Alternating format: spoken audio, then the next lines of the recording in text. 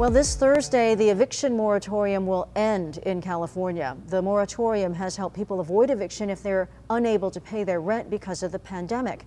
ABC 10 News anchor Mary McKenzie joining us live now. Mary, state officials are going to be holding a meeting to talk about the protections that will still be available for renters even after the moratorium expires.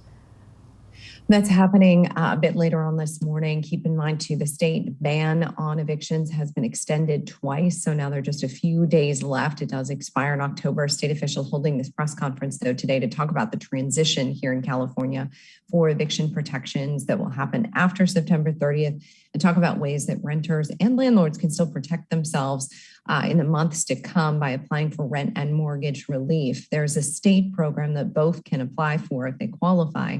The state law, though, is expiring, which prevented no-cause evictions and also evictions due to COVID hardship. So landlords can begin that eviction process for tenants who are unable to pay future rent due to the pandemic.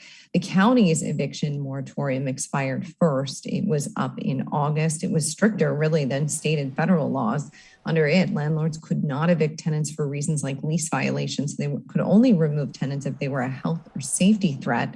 But in August, those local protections ended. Some landlords have been able to send out eviction notices to tenants.